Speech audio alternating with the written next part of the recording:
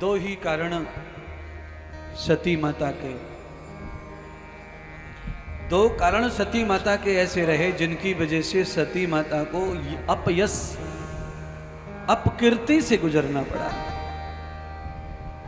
बाद में कथा ये भी कहती है कि सती ने पति का अपमान बर्दाश्त नहीं किया सभा में, यज्ञ में, इस कारण आत्मदाह कर दिया। पर केवल ये कारण नहीं था, कारण तो पहले बनता है, बाद में भाग्य से परिणाम बनता है। पति को तो भगवान शिवजी ने पहले ही श्रापित कर दिया, अपने से दूर कर दिया। और जब सती दूर हो ही गई तो फिर संसार में जीने का औचित्य क्या बनता है? गुरु गोविंद से दूर होकर के जी लो या मत जी लो बराबर है। ये दो संपदाएं जीवन में हैं, गुरु और गोविंद। महापुरुषों के बगैर, भगवान के बगैर संसार में जीने का कोई मतलब नहीं रह जाता है। इसीलिए जन्माष्टमी के नित्य श्रीमद् भागवत कथा, सती माता के दो पाप उनकी जान के लेवा बन गए। भीष्म पितामह कहा एक ही पाप बाणों की सैया पर लिटाने के लिए महापाप बन गया।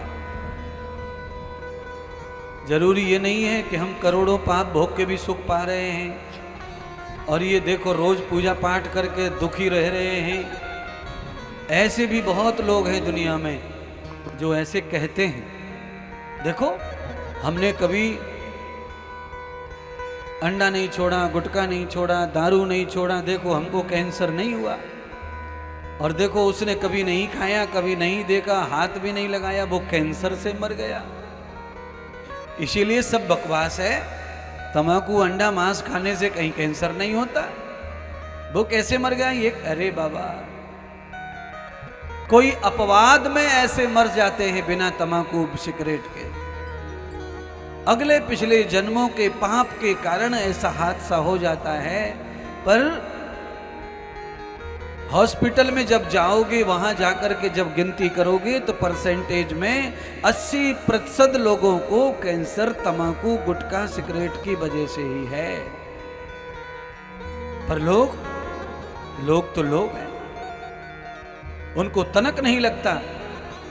कई लोग मौज मस्ती में हैं, वो ये कहते हैं भाई हम तो कभी तीर्थ जाते नहीं, हम तो कभी कथा सुनते नहीं, हम तो कभी तिलक लगाते नहीं है, और देखो सब चकाचके अपना। तो वो रोज कथा में मरते हैं, वो रोज कथा में भागते हैं, वो तिलक लगाते हैं, वो दान करते हैं, वो हवन करते हैं, वो कुछ करते हैं, तो भी देखो उनके बच्चे की शादी नहीं हो रही, उनके बच्चे का ये नहीं हो रहा, उनके बच्चे की नौकरी नहीं लग रही, उनका ये नहीं हो रहा है। अरे बाबा, वो जो कर रहे हैं इसका भी फल उन्हें प्राप्त होगा।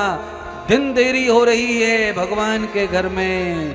पिछले जन्मों के पापों से ये उलझे हुए पड़े हैं। जब इन पुण्यों का नंबर आएगा तो तू बहुत पीछे रह जाएगा, ये बहुत आगे निकल जाएंगे।